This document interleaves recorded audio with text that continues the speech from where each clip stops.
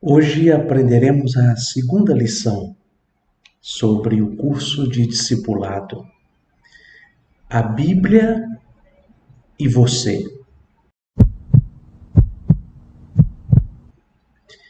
Veja só, o mundo diz, declara, afirma que a Bíblia não é mais do que uma obra de homens escrita sobre as limitações do raciocínio humano. Sendo assim, por que eles ainda não produziram um livro igual à Bíblia? Reúnam eles um grupo entre os melhores especialistas em todas as áreas do conhecimento humano de todo o mundo. Empreguem os meios tão disponíveis da civilização moderna e todos os esforços. E depois de esgotarem todas as fontes, apresentem para a gente um livro substituto para a Bíblia. Não podem, não fazem porque não podem. A Bíblia é um livro inigualável. A Bíblia é um livro vivo. Spurgeon disse que onde você cortar na Bíblia, ela sangra. Calvino disse que é o campo onde podemos encontrar os tesouros do Evangelho. É um livro sagrado, diferente de todos os outros livros tidos por sagrado. Veja bem, Mahatma Gandhi, o indiano, declarou que se perdesse todos os livros das religiões mundiais e se salvasse apenas o Sermão do Monte pregado por Jesus Cristo, então nada teria se perdido. Dizendo ele assim da superioridade das Escrituras sobre todas as outras fontes tidas por sagradas. E olha que Gandhi não era um cristão. A Bíblia é o livro dos livros, é um livro vivo. Você lê a Bíblia, mas antes é a Bíblia que te lê. A Bíblia te perscruta, te sonda, fala ao seu coração, conversa conosco. Temos estas experiências marcantes de ter a Bíblia sondando e revelando os nossos corações nos secretos de nossas leituras e ficamos assim impressionados. Portanto, Davi mesmo nos lembra sobre o que é a Bíblia no Salmo 19. Ele diz: a lei do Senhor é perfeita, nada se acrescenta a ela, e restaura a alma, tudo se acrescenta a nós. O testemunho do Senhor é fiel, fala exatamente o que Deus quer dizer e dá sabedoria aos simples. Aqui a ideia de que a Bíblia nos ajuda a discernir entre o certo e o errado. A ideia de simples aqui é alguém que está engolindo tudo que apresentam para ele, que come de tudo sem discernir os sabores. Mas a Bíblia nos dá a capacitação especial para conhecermos os valores, as morais, as verdades, o certo e o errado. Ela nos dá sabedoria. Nós não engolimos qualquer coisa quando estamos satisfeitos com a palavra de Deus. Não aceitamos qualquer vento de doutrina, não aceitamos as ideologias do mundo, nem as sugestões fantasiosas do maligno. A Bíblia é sagrada, é santa, é sangrada. Homens morreram dando testemunho daquela fé. Vamos aprender um pouco mais? Marque a resposta certa.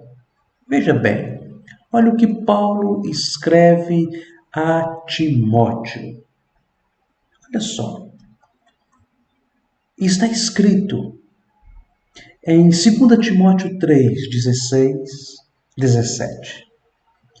Toda a Escritura é inspirada por Deus e útil para o ensino, para a repreensão, para a correção, para a educação na justiça, a fim de que o homem de Deus seja perfeito e perfeitamente habilitado para toda boa obra. Agora responda: quem inspirou a Bíblia? Quem inspirou a Bíblia Sagrada para que ela fosse escrita? Os apóstolos, o Senhor Deus, a história da humanidade. O que você marcou? Se você marcou a letra B, parabéns. Deus inspirou homens e eles respiraram este sopro de Deus. É interessante que a palavra inspirar, no texto grego original, quer dizer Theos Pneustos, o sopro de Deus. Deus soprou este conhecimento, estas verdades, para que estes homens se enchessem delas e as escrevessem. Fica aqui uma observação. É diferente a inspiração bíblica do ditado textual do islamismo, onde o profeta do Islã afirma ter recebido o ditado, o próprio Alá ditou palavra por palavra do Corão para que ele fosse escrevendo letra após letra.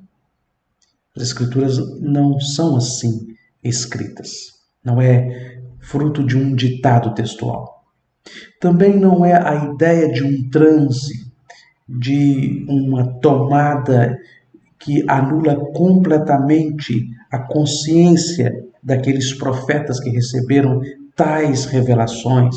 Não é uma psicografia, não é uma possessão espiritual. Não, é muito diferente destes dois casos. Não é um ditado textual e nem uma possessão espiritual, onde homens entravam em transe e não sabiam o que estavam fazendo. Não.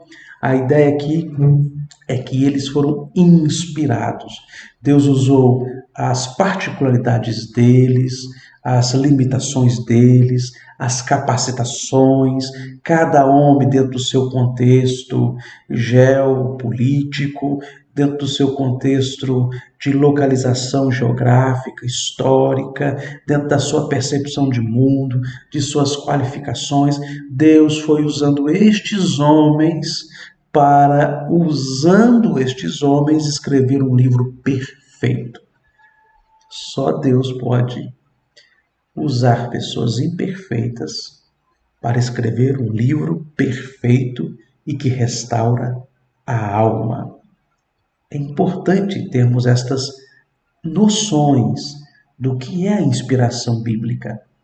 Cada pessoa inspirada tinha consciência de que Deus falava com ela e escrevia guiada pelo Espírito Santo, de forma que não poderia jamais escrever alguma coisa diferente daquilo, mas Deus usou as limitações desses homens para escrever as Escrituras conforme a onipotência de Deus e o desejo dele de se revelar a nós. Vamos aprender mais sobre isto. Vamos seguir? Exercício aqui número 2. Olha só. Está escrito em 2 Pedro, capítulo 1, versículo 20 a 21. Sabendo, primeiramente isto, que nenhuma profecia da Escritura provém de particular elucidação, imaginação própria, ilação, pensamento humano, elaboração particular, luz interior, nada disso. Não provém de baixo, porque nunca, jamais, qualquer profecia foi dada por vontade humana. Está falando das Escrituras. Entretanto, homens santos falaram da parte de Deus, movidos pelo Espírito Santo. Homens separados falaram da parte de Deus, movidos pelo Espírito Santo de Deus. Agora responda: quem recebeu inspiração para escrever a palavra de Deus? Homens escolhidos, os anjos, todos os homens. Parabéns! A Bíblia diz homens escolhidos. A palavra aqui, santo, significa separados. Não eram homens perfeitos, como já expliquei, mas eram homens consagrados, separados por Deus. E a expressão aqui, movidos pelo Espírito Santo, é a ideia de um vento forte, impetuoso, colossal, que sopra as velas de uma embarcação para que ela possa singrar os mares. Deus sopra nestes homens e move estes homens. Deus ilumina a alma deles e aquece a alma deles. Deus não somente lança a voz dele no coração destes homens, mas como move cada fibra do ser deles, sem anulá-los, mas move cada fibra do ser deles e da história deles para que a Bíblia chegasse até nós, como foi e é a vontade de Deus.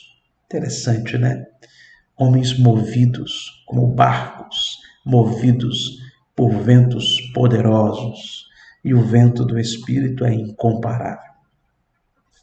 Versículo aqui que vamos observar agora está no Salmo 119. Olha só, a Bíblia é um livro sem igual. Por isso precisamos lê-la e conhecê-la. Está escrito no Salmo 119, 105. Lâmpada para os meus pés é a tua palavra, luz para os meus caminhos. Agora responda: a que podemos comparar a Bíblia? Poemas épicos? Belas fábulas? Luz para os homens. Isso mesmo, luz para os homens. Isso significa o quê? Que se não fossem as Escrituras, estaríamos na escuridão. O homem não é capaz de ter um conhecimento adequado sobre Deus se Deus não lhe revelar. Como vimos no estudo anterior, o homem só tem uma consciência de que existe um ser superior através da revelação da natureza, chamada revelação natural, porque a obra da criação fala que existe um ser superior. Mas esta obra da criação, esta revelação natural, ela não é proposicional. Ela não fala do plano salvífico. Ela não conta sobre os atributos de Deus. Ela não fala de todos os atributos de Deus. Não fala dos planos que Ele tem para nós, do plano de salvação. Ela apenas fala que existe um Deus onipotente acima de todo o universo. Mas ela não fala nem o nome dele. A natureza, ela está aí, revela a existência de Deus e por isso os homens são indesculpáveis, porque preferem adorar a criatura do que o Criador. Todavia, a revelação especial, veja, revelação natural, a obra da criação. Revelação especial, a Bíblia Sagrada, as Escrituras, a Palavra de Deus. Ela é especial, ela nos diz exatamente quem Deus é, quem somos, onde estamos, o que Deus fez por nós e o que precisamos responder ao Senhor em obediência. As Escrituras revelam a vontade de Deus para nós como em nenhum outro lugar se pode observar. É por isto que as Escrituras são observadas como o óculos pelo qual, ou pelas lentes que enxergamos claramente na natureza Deus como nunca antes foi visto. Nós, através da Bíblia, olhamos para a revelação natural com mais esplêndido, com mais maravilhamento do que se não tivéssemos as Escrituras. É isto que precisamos compreender. Sem a revelação especial, estaríamos todos na escuridão. Nós não teríamos condições, porque o homem, ele está corrompido em todas as suas faculdades. Ele é totalmente incapaz, totalmente depravado. Com isso não quer dizer que ele é tão mau quanto ele pode ser. Com esta afirmação, o que eu estou dizendo é que todas as nossas afeições e faculdades estão afetadas pela queda de Adão. Nós não temos então uma autonomia, uma capacitação de chegar ao conhecimento de Deus por uma especulação, uma elucidação, algo de nossa particularidade. Nós precisamos que Deus nos ache, ilumine o nosso coração, acenda a nossa alma e nos fale. E é isto que o salmista está dizendo: lâmpada para os meus pés é a tua palavra. Olha só, o exercício 4 está escrito em Romanos 15, versículo 4. Pois tudo quanto outrora foi escrito para o nosso ensino foi escrito, com o propósito, a fim de que, pela paciência e pela consolação das Escrituras, tenhamos esperança. Agora responda: o que ganhamos em estudar e confiar na palavra de Deus? Saúde física, promoção financeira, viva esperança. Se você marcou viva esperança, parabéns. É claro que se nós dedicarmos o nosso coração às Escrituras, vamos ter saúde física, e se ouvirmos a palavra de Deus atentamente e praticarmos as instruções do Senhor, também teremos promoções financeiras e tantas outras promoções e prosperidades. É claro que sim, mas esse não é o foco das Escrituras. Porque eu já vi muitas pessoas saudáveis que não têm esperança. Já vi muitas pessoas ricas, pobres, de esperança. A esperança, como nos lembra Shakespeare, é a riqueza de quem nada possui. Este é o propósito das Escrituras: antecipar o futuro para o nosso coração, apaziguar a nossa alma, acalentar o fôlego de nosso ser. As Escrituras querem nos encher de esperança. Porém, se temos as Escrituras, também melhoraremos a nossa saúde, porque muitos atos pecaminosos que estávamos entregues a eles, prejudiciais à nossa saúde, não faremos mais. E isto incorre que não esbanjaremos o nosso dinheiro naquilo que não é importante. Valorizaremos adequadamente cada porção que chegar à nossa mão e seremos muito mais úteis e prósperos, porque saberemos gastar os recursos que Deus nos deu. Deus também nos liberta, nos livra de tantos problemas e situações que vão nos protegendo. E também está claro diante de nós que quando nós buscamos o reino em primeiro lugar e fazemos para a glória de Deus tudo e o melhor que podemos, a tendência é que vamos aperfeiçoando nossos dons e habilidades e vamos prosperando, porque quanto melhor fazemos alguma coisa, mais somos gratificados por aquilo.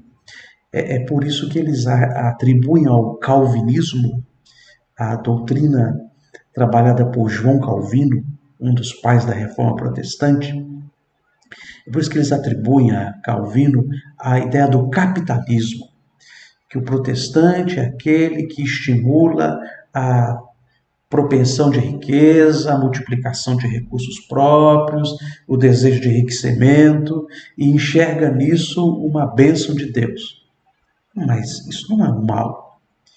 Os puritanos, especialmente, eles tinham no coração a seguinte ideia: o que você for, qual seja a sua profissão, faça o melhor que você puder, para a glória de Deus.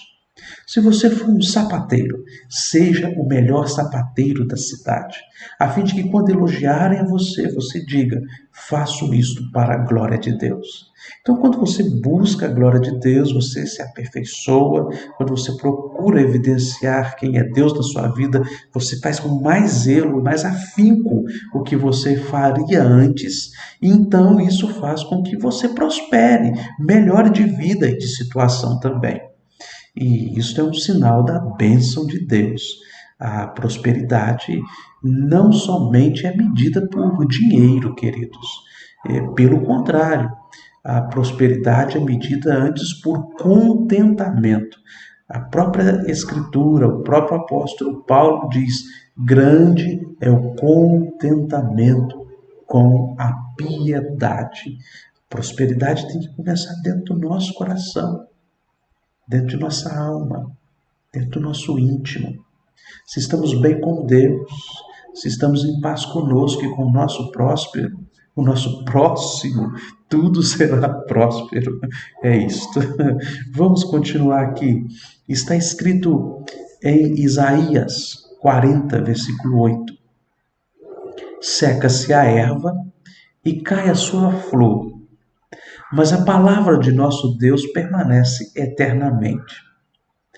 Responda: quanto tempo mais perdurará a palavra de Deus? Para sempre? 3.000 anos? Ela já passou. A Bíblia caducou. O que você entende aqui como a resposta certa? Isto. A palavra de Deus permanece eternamente. Então é a opção para sempre. Verdade.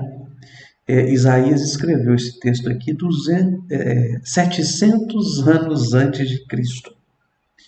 Este texto já tem 2.700 anos que está em vigor, está de pé. E a Bíblia é um livro inigualável, como já falamos.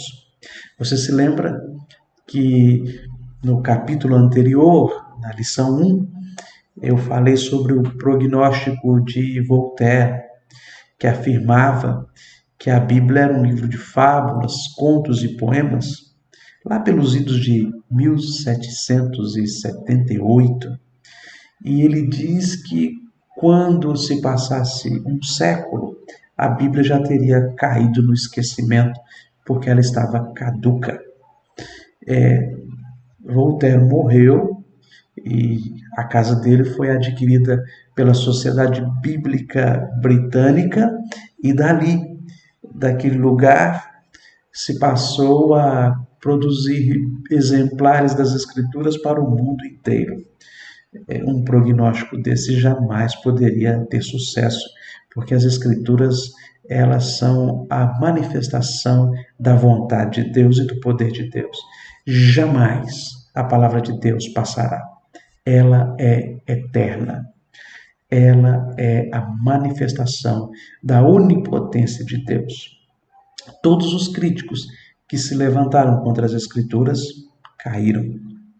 As Escrituras permanecem em pé contra todas as críticas, e ela tem suportado firmemente e mostrado o poder de Deus em cada vírgula desta palavra santa. É importante você saber disso e pensar que vocês, ao lerem as Escrituras, nós, ao meditarmos na palavra de Deus, estamos entrando em contato com um ser eterno. Olha só esta reflexão. A palavra de Deus. A palavra de Deus tem suportado firmemente mais críticas do que as melhores teorias filosóficas ou científicas do mundo e tem sobrevivido a todas elas. Como bem disse o pastor Spurgeon, quando aqueles que atacam a palavra de Deus morrem, os sermões de seus funerais são baseados nessa mesma palavra. Nenhum versículo será omitido desde a primeira página de Gênesis até a última de Apocalipse. Verdade, verdade. Queridos, a Bíblia é um livro incontestável. Todos têm passado e ela permanece tão jovem, tão atual, tão presente, como do mesmo jeito do dia em que saiu dos lábios do Senhor para o coração daqueles homens. E as Escrituras mudam as nossas vidas. Certamente que sim. Agora, para esse exercício, nós precisamos de uma Bíblia. Eu vou dar um tempo para que você pegue a sua Bíblia, porque nós vamos fazer essa participação aqui, ó. O que a Bíblia diz que devemos fazer. Pegue uma Bíblia, vamos ler o texto de Jeremias 15, 16.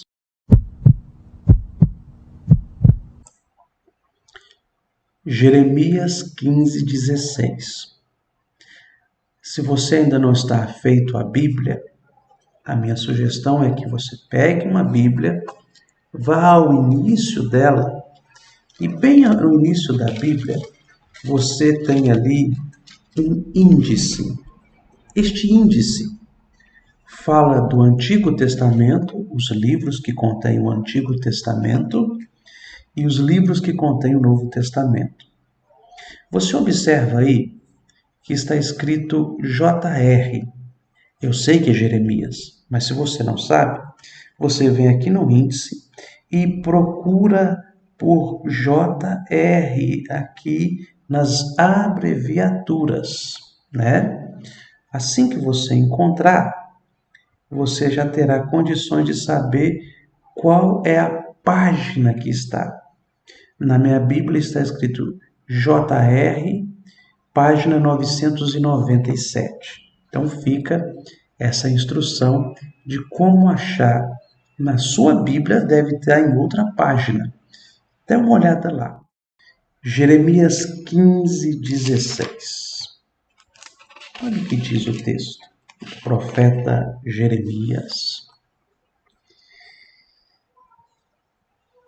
Achadas as tuas palavras, logo as comi.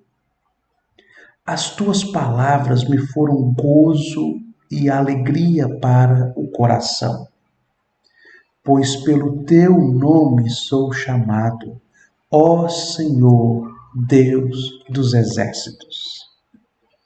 Este texto que acabamos de ler está relacionado a qual destes mandatos aqui?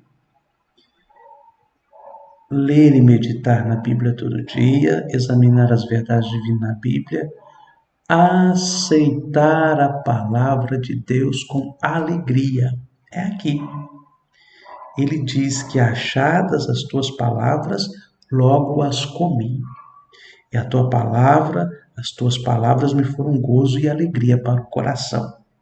É certo que estas colunas podem se relacionar de outras maneiras, porque outras afirmações podem se encaixar, mas a que melhor se encaixa é esta aqui. Agora nós temos o texto de Josué, versículo 1, versículo 8. Josué, capítulo 1, versículo 8. Olha o que diz lá, neste texto tão especial, escrito por Josué. Josué substitui Moisés, né? Está escrito: não cesses de falar desse livro da lei, antes medita nele dia e noite, para que tenhas cuidado de fazer segundo tudo quanto nele está escrito. Então farás prosperar o teu caminho e serás bem-sucedido. Quer ser bem-sucedido? Não desvia nem para a esquerda nem para a direita, disse Deus a Josué. Quer ser próspero? Segue na trilha, segue exatamente nas Escrituras, e ela haverá de trazer bem-aventuranças maravilhosas aos nossos corações. Então aqui está dizendo, não cesse de falar desse livro da lei, antes medita nele todo o dia, dia e noite. Então aqui Josué 1:8 é ler e meditar na Bíblia todos os dias. Meditar na Bíblia todos os dias não é repetir a Bíblia todos os dias, embora isso seja muito bom também. Mas é sempre que você for tomar uma decisão ou se relacionar com alguma realidade ou com alguma coisa que está diante de você, no âmbito familiar, no seu trabalho, na sua escola, o que você for fazer, que tiver que interagir, você pensar, o que a Bíblia diz sobre isso? Como ela determina e manda que eu haja nessa situação? Isso é meditar nas Escrituras, tá? Apocalipse, Apocalipse, o último livro da Bíblia. Apocalipse foi escrito por João. Apocalipse quer dizer revelação, descortinar, tirar o véu. Foi um livro escrito para consolar a igreja. Apocalipse 1:3. Olha o que está escrito aqui neste livro, escrito para consolar a igreja num tempo de perseguição, talvez pelo imperador Domiciano. João está preso, exilado numa ilha, a ilha de Patmos. E ali Jesus Cristo se manifesta a ele com este livro, com esta bendita revelação. E no capítulo 1 de Apocalipse, no versículo 3, diz assim: bem-aventurados aqueles que leem e aqueles que ouvem as palavras da profecia e guardam as coisas nelas ou nela escrita, pois o tempo está próximo. Bem-aventurados aqueles que leem e aqueles que ouvem as palavras da profecia e guardam as coisas nela escritas, pois o tempo está próximo. Aqui então a opção é guardá-la em nossas mentes e corações. Bem-aventurado quer dizer quão feliz é o homem e a mulher que guarda no coração a palavra de Deus, né? Agora nós estamos diante do texto de João 5:39, o mesmo João, só que agora nos evangelhos de João. No evangelho de João, quer dizer, ele escreve no capítulo 5, no versículo 39, uma palavra que o Senhor Jesus Cristo disse. João 5:39. Examinais as Escrituras, porque julgais ter nelas a vida eterna, e são elas mesmas que testificam de mim. Ou seja, Jesus dizendo, eu sou a vida eterna.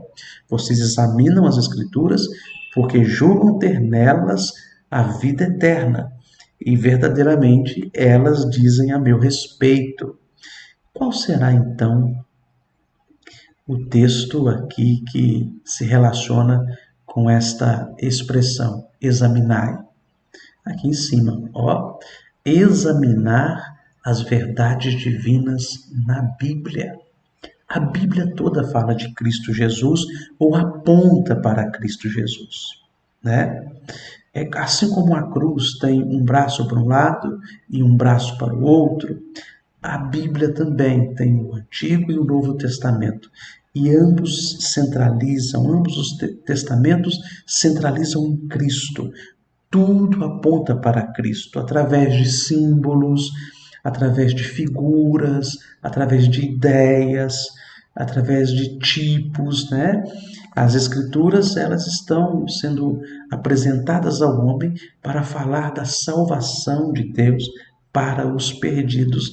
E desde o início, ela já vem falando de Jesus Cristo. Quer ver um exemplo? Gênesis 3,15.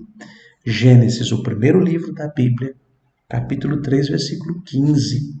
É chamado de proto-evangelho, o primeiro evangelho. Porque diz ali que a semente da mulher esmagaria a cabeça da serpente, já apontando para um descendente, para alguém que nasceria de uma mulher e que esmagaria a cabeça do nosso adversário. Isto 6.000 anos, talvez, antes de Jesus Cristo nascer. Por exemplo, né? As Escrituras, elas falam o tempo todo de Cristo. Se nós examinamos as Escrituras e não temos encontrado Cristo, é porque nós não olhamos direito, né? Então, só sobrou aqui, irmãos, o texto de Apocalipse 22, 19. Olha o que diz lá. Vamos novamente ao final da Bíblia. Que texto, que alerta que devemos observar cuidadosamente, como tudo na Bíblia, não é verdade? Apocalipse 22, 19, 18 e 19. Eu, a todo aquele que ouve as palavras da profecia deste livro, testifico: se alguém lhes fizer qualquer acréscimo, Deus lhe acrescentará os flagelos escritos neste livro. E se alguém tirar qualquer coisa das palavras do livro desta profecia, Deus tirará a sua parte da árvore da vida, da cidade santa e das coisas que se acham escritas neste livro. Então, aqui está muito claro para nós: manter a Bíblia íntegra, não omitir e nem acrescentar. O nosso trabalho é dizer o que a Bíblia está dizendo. Nós somos repetidores.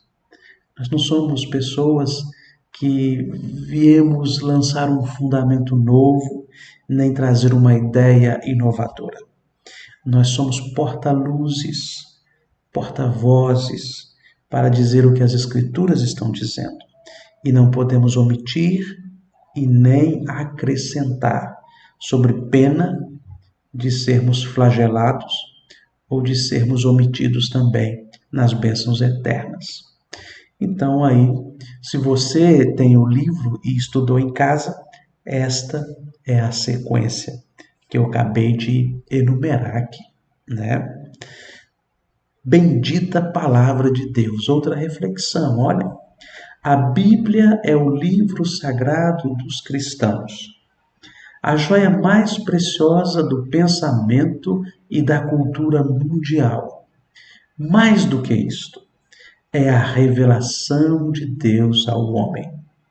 É um livro composto de duas partes: o Antigo Testamento, escrito para anunciar a vinda do Salvador, e o Novo Testamento, escrito para anunciar que Jesus é esse tão esperado Salvador, que veio morrer por nossos pecados e um dia voltará para buscar a sua igreja. Amém. Como eu disse, a Bíblia toda fala de Jesus Cristo, aponta para Ele. É um livro maravilhoso. Um livro escrito por 1.500 anos, por cerca de 40 autores diferentes, de várias regiões. Muitos deles nunca se viram ou se falaram. Neste período de 1.500 anos, escreveram as Escrituras, né? E elas estão aí para nós até hoje. Poderoso livro que diz o tempo todo quem ela é e quem é Deus. Você pode imaginar o que é isto? Você já brincou de telefone sem fio? Eu não sei se você se lembra dessa brincadeira, quando alguém falava uma palavra no nosso ouvido, uma frase, e nós tínhamos que passar isso adiante, falando no ouvido de alguém, e esse alguém no ouvido do outro, até chegar no final, no último da brincadeira. Cerca de 10 a 15 pessoas já era suficientes para embaralhar tudo que começávamos aqui no início. Se dissesse, por exemplo, é melhor um pássaro na mão do que dois voando, né? É melhor um pássaro na mão do que dois voando. Isso chegava lá no final da fila, como de grão em grão a galinha enche o papo, totalmente distorcido. Então preste atenção. Se em 15 pessoas já se distorce tudo o que foi dito, agora imagine o milagre da Bíblia. 1500 anos e todos eles falando a mesma coisa. Não estou falando de 15 pessoas nem de 15 minutos, estou falando de 1500 anos, 40 pessoas. E eles disseram do início ao fim a mesma coisa. Glória a Deus por isto. Poderosa Bíblia, precisamos conhecê-la mais. Conclusão. Neste estudo, aprendemos sobre a Palavra de Deus. Um livro sem igual, escrito por homens sem iguais, movidos pelo Deus sem igual. Vimos que na Bíblia encontramos a vontade de Deus revelada aos homens de maneira clara e especial. Ela é capaz de iluminar as almas dos homens e enchê-las de viva esperança. Para memorizar, a Bíblia é a palavra de Deus. Algumas pessoas fazem uma compreensão muito equivocada desse termo, dizendo que a Bíblia contém a palavra de Deus. Contém palavra de homens, contém palavra de anjos, contém palavra de espíritos maus. A Bíblia contém a palavra de Deus. Não, não.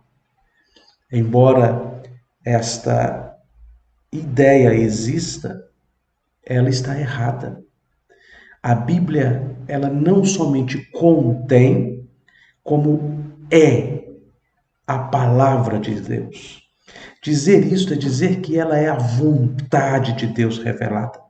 Só está ali o que Deus determinou, designou registrar para a nossa compreensão e edificação. Você e eu precisamos memorizar isto. Até as palavras de outros personagens que ali estão é da vontade de Deus. A Bíblia é um livro infalível e, portanto, devemos declarar tacitamente que a Bíblia é a palavra de Deus. Queridos, se nós, porventura, encontramos alguma contradição em um texto e outro, o problema não está nos textos, está na forma de nós abordarmos as passagens. Nós somos falíveis. Lidando com um livro perfeito, corremos o risco de não compreender profundamente o que está registrado ali. Fica então esta dica e esta frase para a nossa memorização. A Bíblia é a palavra de Deus. Agora é com você. É muito pessoal.